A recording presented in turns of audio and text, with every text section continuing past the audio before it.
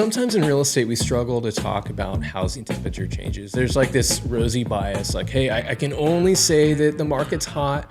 But I just ask people, are you using your air conditioning right now? The answer is probably yes, because the weather has changed. And the same exact thing happens in real estate where the housing market temperature changes too. Makes sense. For sure. And then, graduation season is upon us, think Memorial Day and people's vacations. And so it's just like, there's a lot of life events that start to happen. And I think a lot of sellers are like, the hottest time in real estate is the summer. Yeah, like the weather. Yeah, the weather. The hottest portion of the market is about the Super Bowl to Mother's Day. In there somewhere. Yeah. And it doesn't mean that the market's dull. People can send me hate mail and be like, hey, I just listed something and got 7 offers on a property. Like, I get it. Yeah, it's ultra competitive. Oh, yeah. It's okay to be like, the temperature changes. That's exactly what sellers need to hear. Welcome back to the Sam Maurer Hour. I have a very, very special guest. He is a residential certified appraiser. He is a speaker. He is also a teacher, and he's been with the Sacramento Association of Realtors for the longest time. He was awarded Affiliate of the Year. He was given the Citizen of the Year Award by the Rancho Cordova Rotary in 2008, Distinguished Service Youth Award by the Cordova Community Council in 2009. Sacramento Magazine listed him as a notable business leader to watch in 2021, and he's an avid woodworker. Welcome, Ryan. Hey, thanks for having me. Appreciate it. Thank you so much for taking the time, because I know there's a lot of people who've been looking forward to this one. So I very much appreciate it. Yeah. And I know you're a very busy guy, but I just want to go straight into the big questions. You ready for it? Let's do it. All right. So in the midst of seeing home prices like hitting all-time highs, we are seeing nationally, like, I don't know if you've seen that. Nationally, I think it peaked to 6.1% year over year nationally. But I'm curious as to when it comes to any new potential slide now, because I think a lot of people are thinking that we're going to hit a new peak, and we keep hitting new peaks. Keep hitting new peaks. And are we going to see a crash? So I'm curious, do you see something like that happening? And if so, I guess, how would that look like? Yeah. You'd certainly start big. That's a big question. Yeah. Let's just go straight for the jugular. Mm-hmm. So in California, all-time high median price in April 2024. And so that's a vibe that we have in the state and never been higher. Locally, we're down a few percent from mid-2022. I don't know if we'll reach back there or not. It got crazy there for a while. Yeah, oh, for sure. But the point is, today, we're actually not very far from where we were at the peak. The second half of 2022 looked like we were just going to collapse. Right. But then we have this situation right now where sellers have not been coming to the market. And so we're still down about 35% of the normal number. Yeah. And so this year alone, we're down about 4,000 listings from the normal number. And so it's supply. Yeah.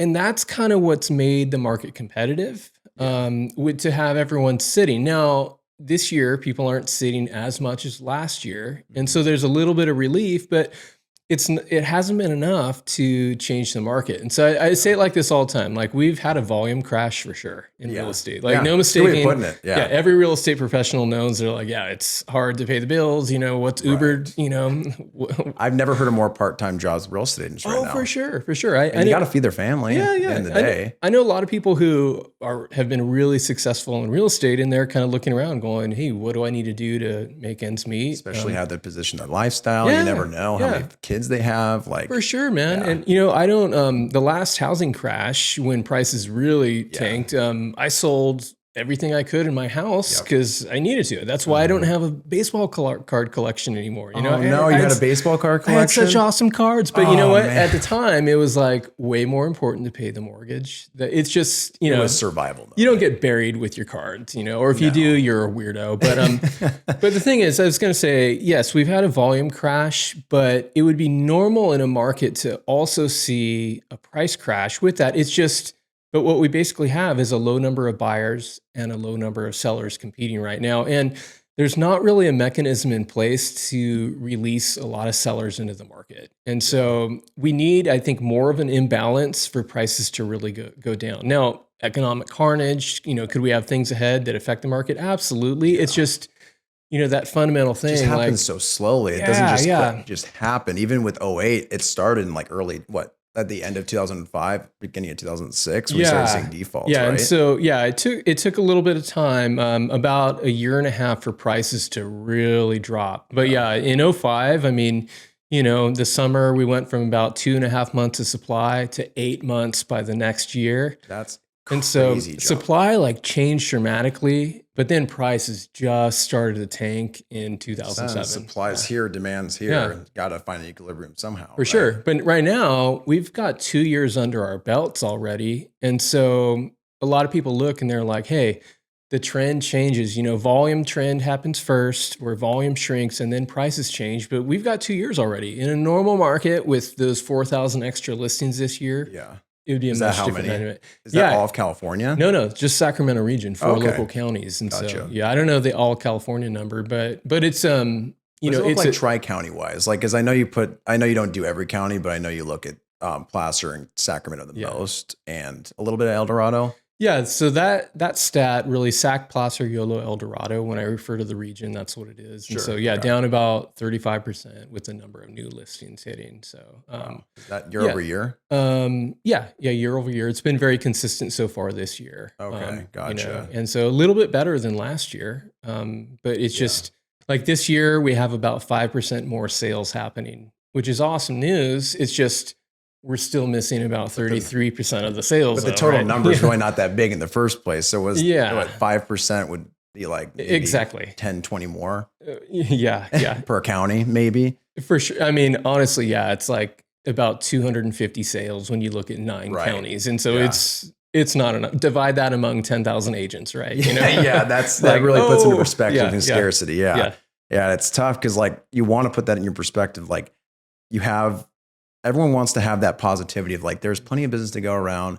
There's plenty of homes, but at the end of the day, it just comes down to, it's like, I always tell people, it's just demand just is above supply, barely. And I don't know if you've seen it, but 400,000 to 600,000, that's where we're seeing the majority of the multiple offers. For sure. Lower prices. I'll say though, anything that's priced right and anything that checks all the boxes, upgraded, anything that's remodeled, the choice location, the pool, you can get multiple offers on just about anything. I hear stories all the time. I see it in the stats. So what's the craziest multiple offer situation you dealt with when it came to an appraisal? I didn't do an appraisal on this one, but there was one that was reported. It was something 127 offers or something. I don't know. It had some MLS issues. So that's insane. That sale got pulled off. But yeah, it's really freakish, but it's actually, I think everyone and their mom gravitates towards everything's getting 20 offers. It's not statistically true, right? It's like, that's like the 1%, everyone on earth is a billionaire. It's not true.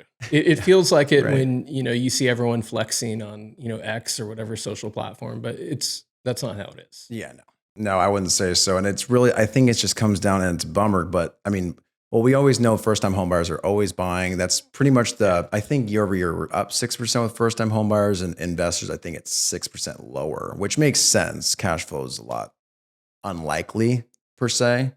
Would you say?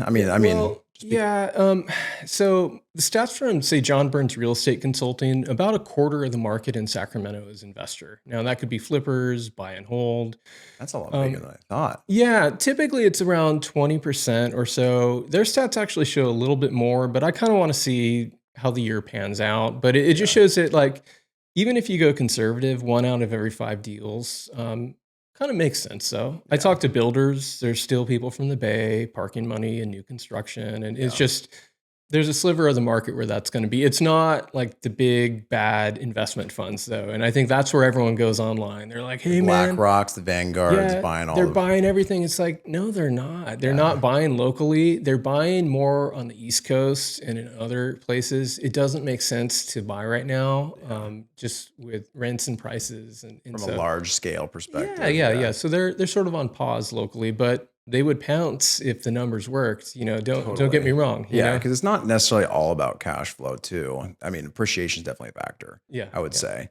But and kind of just on the supply side of things, the only thing that I can really see like improving that is, well, supply has to happen, but it sounds really cryptic saying it out loud. But it's either one of two things. Well, or a combination of the two things is unemployment has to spike to a point to where people I don't want this to happen. Yeah. But that's the only time I could see someone be forced to, they work off their credit card debt and then they work off their savings and it goes to liquidatable assets. And then it goes to selling the real estate last typically, but it takes a while to do that. Definitely. That's a slow burn, but Yeah. but we're kind of seeing in the Sacramento region, the California Policy Lab, they have stats that show, like, you look at their graphs for credit card delinquencies and auto.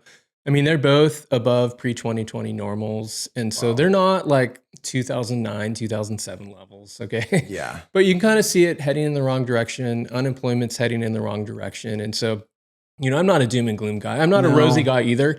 But Yeah. it's like, I think cautiously optimistic. we want to pay attention to that. Yeah.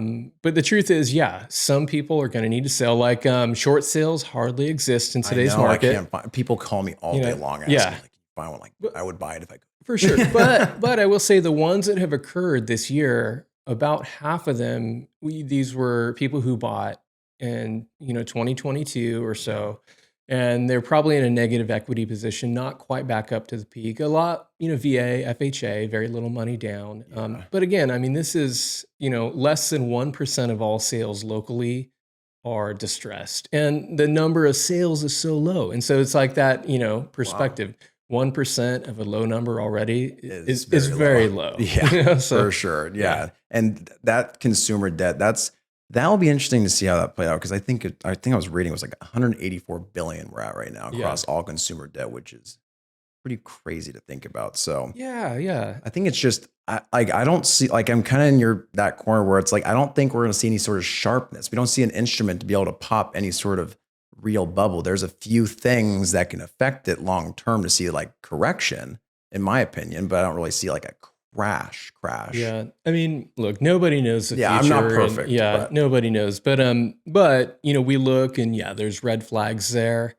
But it's not this. I think people look at the numbers, they're like, it's increasing just like this is exactly what happened last time. I'm like, well, but that's exactly what happened in the early 2000s and the 90s. But I think sometimes people get so fixated and they look at the very last housing cycle and then they think that this is what it looks like for the future. And I always say, like, housing cycles are like kids. There might be similarity, but there's going to be some real differences. They're not all exactly the same. What happened last time? I like that. It's not the new formula for the future. And I say this as a guy, like, I would love to see prices go down. Yeah, I mean, I would too. I mean, the amount of first-time home, because that's primarily who I work with, first time, second time. And it's like, it's hard to tell someone your introductory payment's going to be $4,000.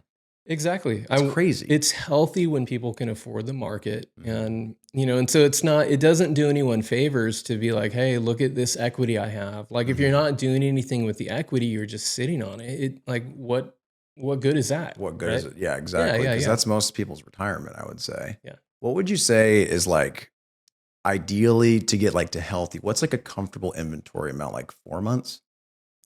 It depends on the county, because say El Dorado runs higher, and so between around 3.5 to 4 months. Bigger county, or it just higher prices. Not so much maybe in outlying areas, but higher prices. El Dorado Hills, and naturally you have more supply there, but maybe a little bit more supply in outlying areas too. And so like 3.5, 4 months is kind of normal there. Placer County about 3 months, but like Sacramento County, the lowest prices in the region, lot more starter homes. Man, if we had 4 months, prices would be tanking. Yeah, and so I would say for Sacramento County, somewhere around 1.75 to 2 months is pretty normal. And so we're a little bit below that right now. Yeah. But that's kind of our normal. I think a lot of people in real estate are like, no, 6 months is normal. Maybe it's normal for some markets. That's not the way it is here, though. Yeah, because I mean, from a general scale, I think 4 months sticks in my head based. I think that was like more of a general term. If you were to like blanket statement it across nationally, for sure. But you're right. It definitely comes down to population size and also just the amount of homes that are available. And price point. Larger homes, there's just more selection. It's just true. Just is what it is. Yeah. I hear you. So I'm curious to get your perspective on this NAR stuff. Do you see anything in particular that may affect the values of homes? Like, let's just say if someone offered nothing on the buyer side, what's your thoughts on that? I'm curious. So first, I think with the NAR settlement, we need time to see the trend, just like we need time to see how Caitlin Clark is really going to fare in the WNBA. Everyone and their mom has ideas. We've got to have more than just 3 games to assess where her skill level is going to be. Right? I think Exactly. it's August Exactly. Yeah. And so we have to see how it pans out. But the interesting question we have now, which is new, is there going to be a difference in price if a seller opts to not cover the buyer's agent commission compared to that other house where the commission was paid for? And so this is a brand new question. I find that sometimes people online argue about this or they fight. They're like, there will be no change. I'm like, hey, look, let's just ask critical questions. When policy changes or the market changes, sometimes we have new questions to ask. Nothing wrong with asking that question. Kind of going to be a hot mess though, in actually tracking this, because if it's no longer in MLS, what's advertised on the buyer side, and it's probably not going to be talked about. So I don't know. I kind of wonder, like, It'll be interesting. what that's going to be like. I think inventory will play a big factor, because if inventory is still very, very low, I think of it from the perspective of this. Let's just say an agent has a buyer they've been working with for a month, and they have a buyer representation agreement that's signed. They find the house that is just perfect for them. And what happens? There's no offering for it. So the agents, and then let's just say you were trying to negotiate, trying to get it in, and the seller said, nope, I'm not. What do you do? I think a seller is willing to, I would imagine a buyer is always going to be willing to pay what they're willing to pay. Yeah. But I can only see it in terms of how much traffic a listing gets. But I don't know about, I think a lot of agents, sometimes their clients sometimes send it through like Zillow, which aren't even have to be on MLS sometimes to be able to show on there. So I'm curious, just because I see both sides of the coin, but to your point, I think we need a little more of a timeline to be able to see, or a time frame to be able to see what actually happens in trends. But if we have high supply and you don't have that, I think it definitely would affect the value of that property or the sell price. Absolutely. What the market's doing changes everything. Yeah. It changes how people operate, what sellers have to offer. If sellers give concessions, in a really aggressive market, sellers aren't going to be giving as much to buyers. But Are you seeing it rare? Well, no, because in Sacramento last month, about 42% of sales had some form of a concession. It was more like 38% in Placer, though. And so it's not like these are kind of normalish numbers. Yeah. But when the market got really dull in 2022, add 10% to that. And so it's like, we're not there, but a lot of properties have concessions. I like to see that too, And just to clarify, concessions are essentially asking the seller to give some of their equity back to the buyer to help them with closing costs or buy downs, whatever the case may be. But yeah, I found it to be, well, I definitely have a couple of questions off of this, but I want to start with this. I think it's all in, there's other factors just in price. It just comes down to contingencies or how quickly you can close, stuff like that. I think 3 of the last 4 buyers I've worked with, we've had some sort of credits, but I think it comes down to your professionalism and also getting it in properly, negotiating properly.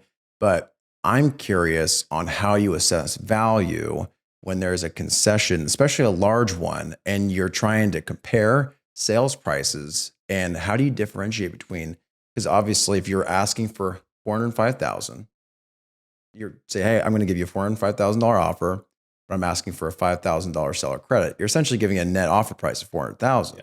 So especially when I'm sure you've seen concessions that have gone even much higher than that. Oh yeah. So how do you look at that? Like, can you see, like when you're even doing comps, can you even see those? Yeah. So that's listed in MLS. If the agent has done his or her job, that should be in there. Post close. Yeah. But, and if it's a pending, you can talk to the agent too. But the question is always, did the concession inflate the price? Right? Like, would new construction really sell at that level without that fat rate buy down? Yeah. And, that's like, you kind of wonder. But here's the thing. Value is found in the comps. And so the owner might be generous and be like, hey, here's 50 grand back. I doubt the lender would allow that much, but imagine if that was the case, then I can't automatically just judge that and be like, hey, this property's worth $355,000. I got to look to the comps. And if all the comps are selling at 405 without any concessions, that's where value is. And so I think we have to be really careful not to automatically judge a concession and adjust dollar for dollar. Yeah. But if I start to look at the concessions and the only ones at 405 are the ones that have something that padded the price, and then the ones without are at 400. You know, Okay. I mean, this is kind of a silly example because 1% is so little. But imagine if it was like $15,000, Oh yeah. and the only ones selling at those levels are inflated. That's where I think appraisers might need to adjust and to say Yeah. like, hey, here's where the market is. It's lower. It's not really at this higher place. Yeah. You know, and so. But I know a lot of sellers, they get into contract and then, or the way they structure the deal, and it's like the buyer offers list price, and then we'll just add on another 15K because we need 15K back. Yeah. And I'm just always, hey, the market doesn't care about what you need, and so Yeah. just be careful about that. But I find too, though, buyers oftentimes, like I saw one the other day, and they had a 20K credit, and this property got into contract right away.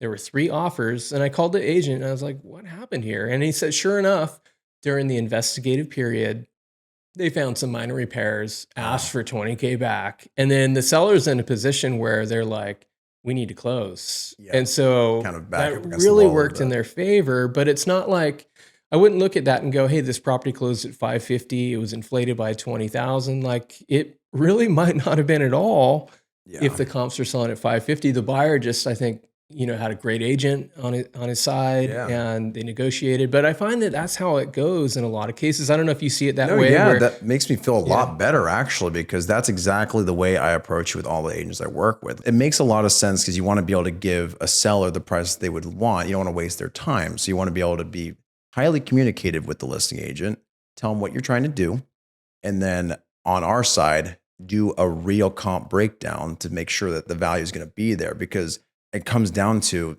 comparison analysis. So that's where I went down. So obviously you can't go too crazy. So like you're not seeing, I haven't gone anything really above $10,000 over. Yeah. And mainly the reason why is because comps were way too tight. Like maybe I saw, I was like, oh, there's one that's, it might go up to 412, but I don't feel comfortable going higher than that, That makes me feel good. So I've been doing the right job, which is good. No, awesome. Yeah. And I just, Makes me feel better. I just feel like sellers, they need to be aware that buyers might need something. They're very picky about getting into contract and staying in contract, and to keep the deal together. Say If a buyer- sellers? Sellers, yeah. Did I say buyers there? No, you Okay. did. No, I just want to clarify. But yeah, so yeah, sellers really need to listen to buyers, listen to the market. Yeah. Don't act like it's 2021, Mhm. So I think that's really important. A lot of sellers just maybe acting a little too special right now, and they just need to I feel kind like of it's been like that for a come while. off that. Yeah, absolutely. And it's we don't have a sincerely overpriced market, but we are seeing price reductions increase right now as sort of the spring market has very likely peaked. But it's just like sellers need to listen to the temperature. Like before I came here today, air conditioners on in my house because it's getting freaking hot right now. I loved your metaphor, by the way. Do you mind saying it one more time for everyone to hear? Sure. So I think sometimes in real estate, we struggle to talk about housing temperature changes. There's like this rosy bias, like, hey, I can only say that the market's hot. Right. But I just ask people, are you using your air conditioning right now? The answer is probably yes, because the weather has changed. And the same exact thing happens in real estate where, the housing market temperature changes too. And sort of we hit that point in May usually where we start to see a little bit less competition, and then we start to see that, go down for the rest of the year. Yeah.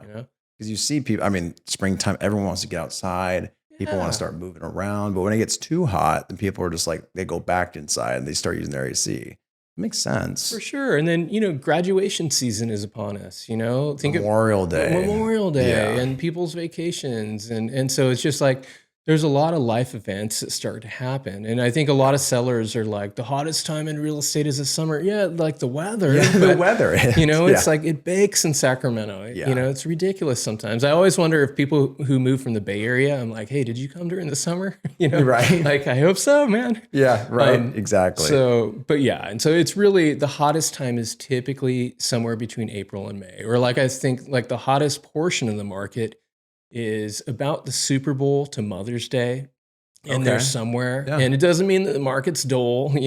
People can send me hate mail and be like, hey, I just listed something and got 7 offers on a property. Like, I get it. Yeah. It's ultra competitive. Oh, yeah. But it's not, we've got to recognize the peak. It's okay to be like, the temperature changes. That's exactly what sellers need to hear. Right. Exactly. I think that's, bringing the reality into the mix. I always say when I do a lot of open houses, I always bring my FHA conventional VA breakdown. So it's estimated cash to close, rate, payments, PITI, all that stuff. I call it the reality zone. So buyers actually understand this is the reality. This is what you need to know. So sellers need to know that too. So I appreciate that. So this one was interesting. I actually talked to Kevin about it, and it was about insurance. Do you go up the hill past Auburn, or is it mainly Sacramento area primarily? I don't do too much in fair plan areas. Once in a while, I dabble, or I have something like in Loomis due tomorrow. That's probably fair plan. Yeah.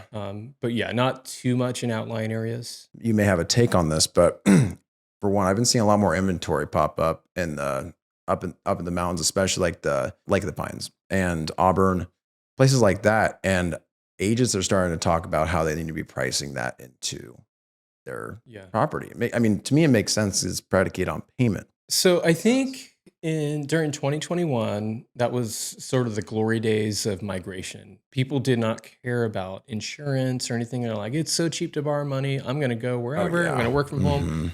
And we're just not in that market anymore. So I don't know that we've hit an inflection with insurance overall in the market yet, but man, people in outlying areas, it's really bad.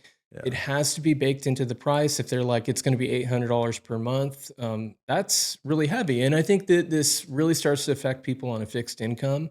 A lot of reverse mortgage. I don't know if you know Liz Anderson. Do you know Liz? Yes. It's like, she's been telling me about like taxes and insurance, like especially in non-renewed, or you have to go for a California Fair Plan. They have to go to the California Basic, which is still stupid expensive. Yeah. But reverse mortgage sometimes that's what they need to do.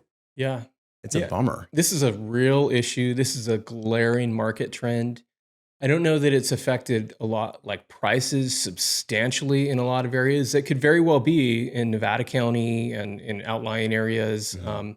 That buyer pool is already struggling to forward at 7%. And what do you do when insurance is this extra layer? One thing that I've noticed locally is that like condos, the rest of the market was up by 5% in volume this year. Condos down 5%. And so you think about like attached living or that extra HOA fee, like it could be a problem for affordability. And I think fire insurance is in that same category. I saw an $850 a month HOA the other day. Yeah. That's insane. That's huge, man. There's a lot of things I'd rather do with $850. Right? And I don't want anyone telling me what to do either. HOA life isn't for me. I'd rather get season tickets somewhere for that kind of price. Heck yeah. But can I say real quick though? Yeah, I actually just today I finished an appraisal for an owner in Rockland, and he informed me that insurance is being canceled effective August 1st. No, in Rockland? Yeah. And so this is non-fair plan area. And so this is kind of where we're at, where you're starting to see like some areas where the insurers are looking, and in this case, it was a drone that flew over the house. And I don't know. I've been hearing about that a lot up in Auburn. And I don't know what it was, that they saw. There aren't debris, maybe. Yeah, maybe, I don't know. But this house was built in 2003. It's not like it's really old. Yeah. And so, but longer yard. Were you appraising for a purchase or a refinance? It's going to be a private acquisition. Yeah. Got it. And so, okay. And it definitely needs some attention on the inside, but the outside, I was kind of like, I wonder what it was that triggered that, or if that was just sort of an excuse for them. We go through this formality. We're trying to drop people. But that's, I feel for people though, when they're in this situation and they're paying X amount per year and then they have to shop and then it's all of a sudden 2 times or maybe 3 times more. Yeah. And so like, I feel like to this point, the market has managed it, but we're quickly approaching levels. Like you can only, be juggling so many things before you start to feel like you're drowning. And so I think that we're getting up there, and that's I feel for consumers in that regard. Or at my house, we had a fence blow over, and I'm like, "There's no way I'm telling my insurance company." Yeah, don't. So I hope you're not listening. Yeah, don't you dare. But yeah, I heard of one. I think it was in Loomis, and they actually think I saw it on the community. The community posts on Facebook and stuff like that. I always like to take a peek at that just to see what people are talking about. And the craziest one I saw was they went from like $3,000, and State Farm just went, I don't know if it was State Farm. It may have, but I don't want to say for sure. Yeah. But it went from $3,000 to $25,000 a year. And to me, it's like, to your point, I think it just comes down to like, it's almost like a formality. Like, hey, we're going to try, but like, I mean, let's be honest, you're not going to pay for it. So what do you do? It'll be interesting because I think that's a factor. Insurance, employment are big factors to keep in mind, and debt, because all those factors play into monthly obligations, which then Absolutely. play into comfortability, which Yeah. would be very, very, very interesting. These are all big issues, and they're all kind of coming to the market at Yeah. at this one time. And But I think a lot of people don't really know what to look for, and they kind of go around like they know supply is the issue, but like when people bring up economics, they're like, "Oh my god, I don't even really know what to point at." But I think it's helpful to let the audience know like those 3 points are definitely factors to watch. I think unemployment debt will be interesting just to see how that unfolds, and then of course follow along with Mr. Sack Appraiser and just to see, because he's got an amazing blog that goes through. Do monthly? You do monthlies, right? Or do you even do once a week. once a week? Yeah, once a week, and then but once a month I have this big market update post. That's what I'm talking. But There's there's like stats every day, basically. Though. Yeah, but that's very helpful, especially if you're watching that and you're watching your side of the story too, especially if you're locally. Like that's something I would do. I'm going to continue doing. I appreciate you doing that. Appreciate it. Thanks Yeah. for the nice words. Those were helpful a lot, but I want to get to know you a little bit more because I know it's the first time we actually met in person. You know, it's been through DM, email, and stuff like that. But what got you interested in appraising? Because I know I always talk to a bunch of people saying that how difficult it is to get into appraising, the 150 hours of enrollment. Does that, kind of a side question, do you have to shadow someone for 150 hours? Is that what it is? I think it's more like 1,500. It might be 1,000 now. It was 2,000, I think, before. It's been a long time. I did this like 20 plus years ago. Okay. And so 2003? Yeah, I think I started in 2002 and then got my trainee's license in 2003. But man, I knocked those hours out right away just because there was so much volume in those days. Oh my gosh, I can't even imagine. Yeah. Yeah. Just But every single day. yeah, I mean, it was really, my wife got pregnant by me, and that's good. yeah. She'd probably hate if she heard that, but she doesn't listen to my stuff. So hi, Jenny. So, Hi, Jenny. If you're watching. And then it was a matter of like, at the time I was a teacher at a private school, which I loved. Okay. And then What did you teach? history and grammar. History and grammar. I could see that. Oh, I hated grammar though with a Really? passion. I remember a student asked, they're like, "Hey, Mr. Lundquist, do you like teaching this class?" I was like, "Well, I like history more." Yeah. So I'm a big history buff. Yeah. I think that, history, it's kind of what you do too. You have to look at historical trends and then relate to today. That's why we look at OA, it's like, it's totally different. But for sure. yeah. So going back to your story, sorry. So basically, long story short, we were in a position where, I needed to make more money. Sure. I knew some people who were appraisers and I said, "Hey, can you train me?" Yeah. And the rest is history. And that's really how it worked. It always seems like it's always a friend. It's like, I'm doing pretty good here. Exactly. It just comes through relationship, like very few people, I think, intend to be in real estate. They just kind of fall into it because they're like, my hairdresser left, she became really successful, and like, wow, I can't believe this. I'm going to join your team, and, or loans. Like, I don't know how did you start? What's your story? Yeah. Okay. Yeah. My story was, so I went to Delaware High School, and then I went to Boise State. I actually was one of those weirdos that I always knew I wanted to be what my dad did. And he did loans? He was a mortgage guy all his life. He's been in the business for 41 years. I'm not sure if you know, but do you remember the mortgage company Neighbors Financial in Sacramento? Yeah, definitely. That was my dad's company. Wow. Yeah. So that was his. He handled that. And then right before the crash happened, I always like to tell the story because it makes a lot of sense. But have you seen The Big Short before? Oh, yeah. Do you remember the part in the movie where Steve Carell's character was talking to that CDO manager and he's just absolutely just sweating? My dad had that exact same situation with Steve Carell and the CDO manager, the collateralized debt obligation manager. And once he realized that, and he was the head of the company, and he's like, he went right back to all of his loan officers. I think he had 200 at the time. He said, "You will not be funding subprime mortgages on my line. You will prefer it out." Everyone's just like, blah, blah, blah, blah, blah. And this was early 2006. And then right before 08 happened, then he said, "You know what? I'm going to sell it." And then he did, and then it all just went down. Wow. All that being said, like having that story and the fact that my grandfather also had a seat at the table developing the MBS, it's just in my blood. Like I know it, I always wanted to do it. I always wanted to be in this business. And well, dinner conversations must have been interesting at your house. So, yeah. My brother gets really annoyed because he's in medical device sales and he just gets annoyed because my mom's also in real estate too. Oh no. Yeah. Wow. So it's definitely in the family for sure. That would be a disaster. I do. The worst I get is like, hey, I appraise that house. I appraise that house. Yeah. It's really not that we're crazy. Driving around, but yeah. That's easy stuff. Like, yeah, I get nerdy. That's what I am, but I guess you're like that when you just love what you do. And that's why everyone gravitates towards you, because everyone knows that you love what you do. It's like, definitely, you love something, we can talk about it until you're purple.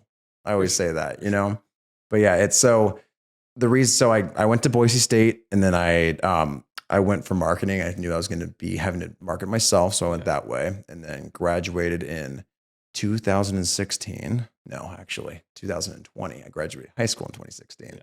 So that makes me 26 now. And right. I actually graduated during COVID. So I graduated in my underwear over Zoom. Oh man. Yeah. So, but honestly, looking back at it, I kind of see it as a blessing, because, when you graduate college, at least nowadays, there's kind of like that lull period. You have parties, you get gifts, you get money, all this fun stuff, and you kind of get complacent.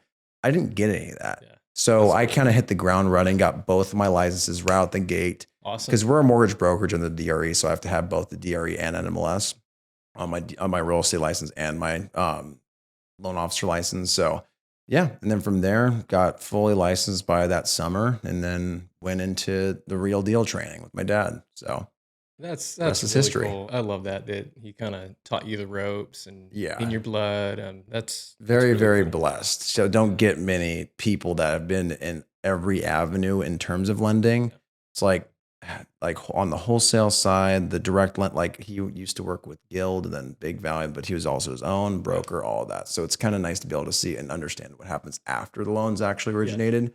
And kind of like throw a little nuance here and there. It's always nice to have fun. I like to say I don't like to be the average 26-year-old. No, hey, that's awesome, man. And that's great. So you're technically Gen Z, right? So, yeah, because 1998 is when I was born. So I think 96 is the cutoff for millennial. Yeah. But that's one of the reasons why actually I gravitated towards the YouTube channel and really heavy on social media, because I know that my generation, the generation before it, it's all about online brand going forward. For sure.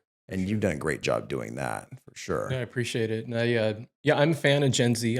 I mean, I have two kids that are Gen Z on the younger side. Yeah. Can I just say that one thing about Gen Z is that, there's two things. Getting into credit card debt, not a surprise. This always happens to the youngest generation, but I'd say Gen Z, watch out. Yeah. But one thing is that I feel like all that Gen Z ever hears is that, you're going to get destroyed. The market sucks. You can't afford anything. You'll never, have opportunities in life. And I don't like that. What I try to tell my kids is that, like, hey guys, like tune that stuff out. Markets come and go. The good markets and bad markets. I can look to, in the early 80s, articles in the Sacramento Bee that talked about how difficult it was for baby boomers to afford the market at the time. Yeah. And I think Gen Z does not ever hear that message, because it's all about, we're all going to die. And I just feel like I'm concerned about that. Yeah. That we get one extreme without realizing that affordability in California, it's always an issue. Yeah. Okay. Housing shortage. I mean, these headlines they get repeated decade after decade. I think it is more difficult today. I'm not sugarcoating that, but I think that there's room for some positivity there, and just realizing that we're not, today, young people aren't the first generation ever to struggle with affordability. And I think there's a little bit of comfort there in a strange way. And, I know you can get destroyed online for talking that way, but I think that we've got to look at history in its context, and not, if we only look at our life through the lens of the last few years and what rent and home prices are right now, then it's like, oh, we're screwed. But a little bit of wider context, I think, can help sometimes. That's a good point, because I think that is the majority of what goes out there. And putting the education out there is good, but I think putting the message out there is even more important, because you can put the information out there and kind of keep it in your brain, but feeling that you'll never be able to use it, and that then it's kind of like telling your kid at a young age, saying that they're going to be disadvantaged for a certain reason. But if you tell your kids that you can do anything you put your mind to, that's what my dad told me every single night before I went to bed. Was you can do anything you put your mind to. Ultimate dad right there. Right? That's the kind of stuff that I wanted to give to my kids when I have kids as well. And like, I think that it's tough, but I think that there's ebbs and flows. The last 4 years have just been, last 5 years really just been just so obviously artificially weird. Yeah. Totally agree. Because have you ever seen anything like 2020 ever? No, that was, when was the last time a pandemic happened? 1929 or something, the Spanish flu. The Spanish flu. And so, 1919, was it? Yeah. We'll have to look it up Stock afterwards. market crash, 29. That's right. Yeah, that's right. Something like that. Yeah. But yeah, and so that was new territory for me, but it's kind of like everyone has their ideas. Here's what's going to happen, that whole, like, here's what's going to happen to Caitlin Clark. And it's just, sometimes we just need to see how it pans out. But totally. Absolutely. Unfortunate, I'm locked into a really low rate. I fully took advantage of that. Yeah. I'm grateful for it, but was it healthy for the market? Absolutely not. Yeah. There is such a thing as rates being too low, and it just... Did you buy prior to that 2020, 2019 time, or did you refinance during that time? We refinanced. Okay, so you already had the home already. So we already had the home. This was a home that we bought in 2015.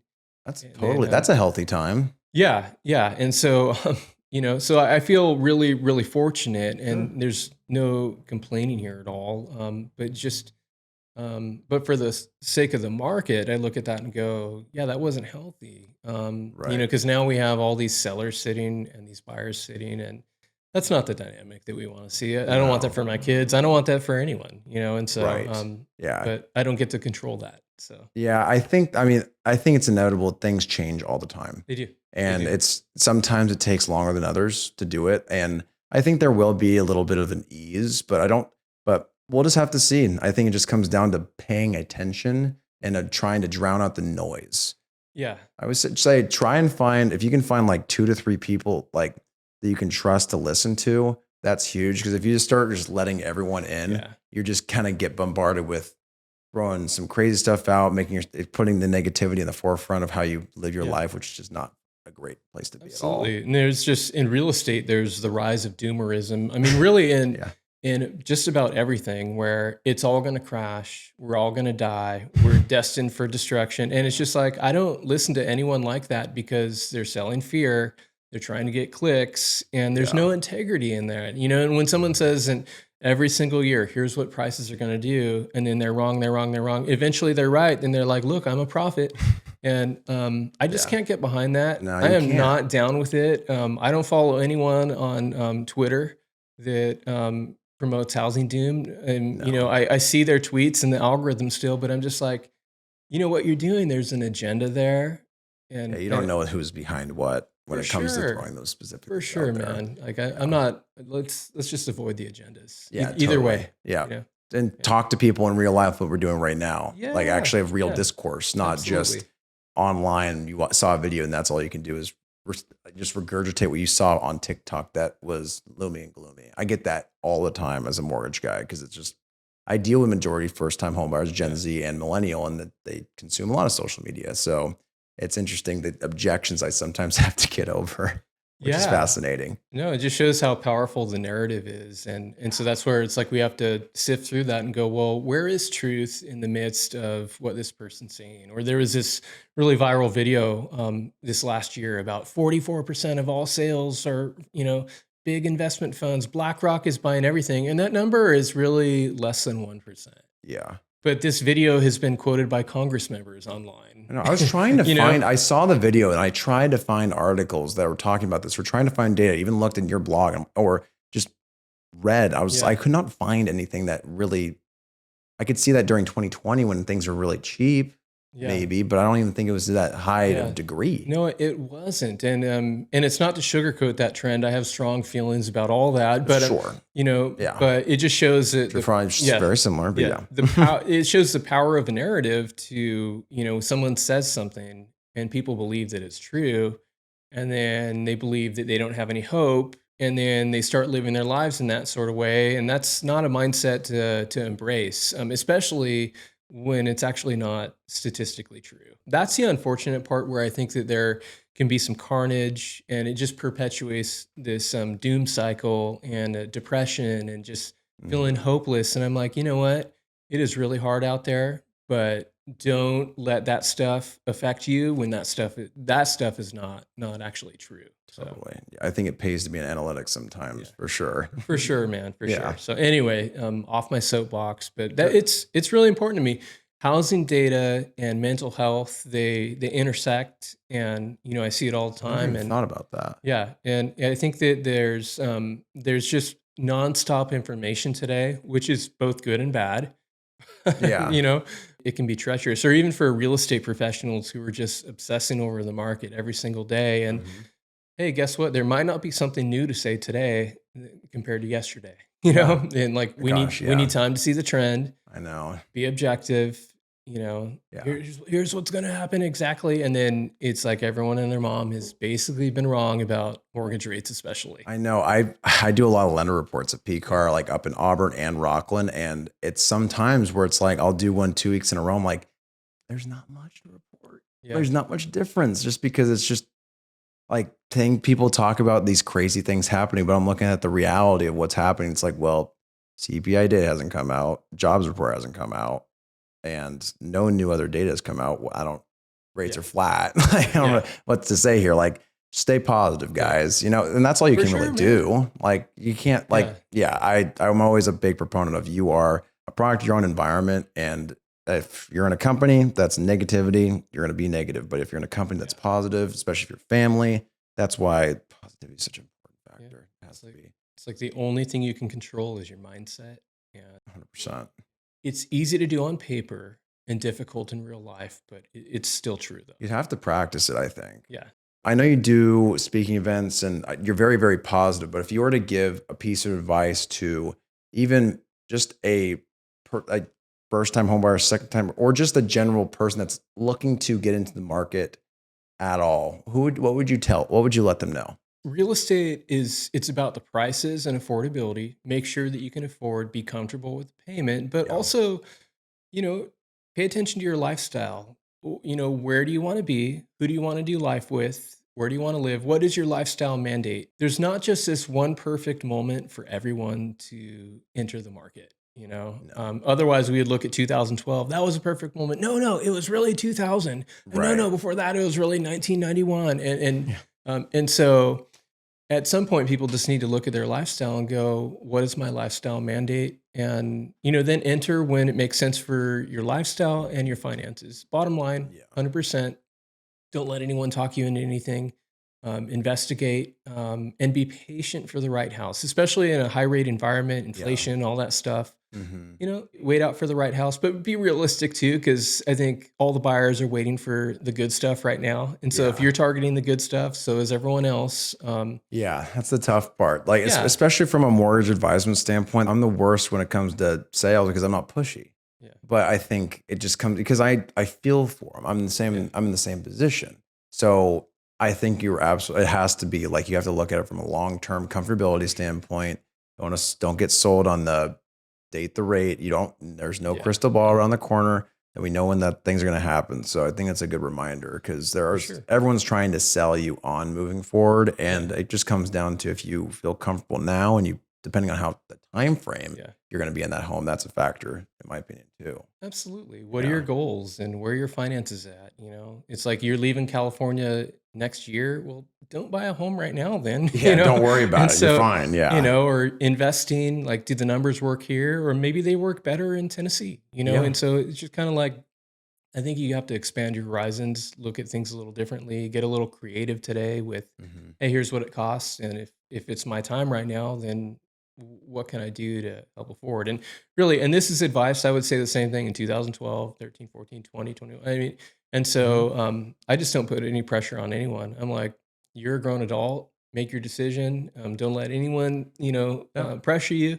Um, but where do you want to be? totally. I love that. So, and I know there's a lot of real estate agents who probably want to tune in here. Do you have any advice for them? I'd say for real estate agents to, just really to cultivate objectivity, to be that I person, like that. to be that person that has a calm voice in the midst of uncertainty. And so I think sometimes when real estate agents are, online, sometimes it's like that deer in the headlights shocking moment. I'd say, make the video after you've have more objectivity, but Yeah. be in a place where that we're just in a low volume market. Expect for volume to be low ahead. Mhm. Hopefully, we continue to have more in 2024. That's the theme Yeah. in 2023, but we're very far from normal. We're likely, this isn't just going to be a 1 year thing. We're two Right. years into this. Mhm. And I would say just plan for, many years ahead. I just gave a talk last week with about 100 people in the room. This is at a real estate office. And I Okay. said, hey, who has a rate below 3%? Hands go up. And who's going to sell their primary residence? Zero hands go up, right? There is a little And mirror. so, but I asked that at almost every market talk. And once in a while, there's like one person, maybe two, maybe, right? And Yeah. so it just shows it. And I just remind people like, this is exactly what other people are feeling out there. Welcome to exactly what your clients are going through because we are too. I am stuck in my mortgage. Mhm. I'm not complaining about that. But I am. I'm not in a place where I'm a buyer right now. But would I be if lifestyle interrupted and I could afford? Sure. Yeah.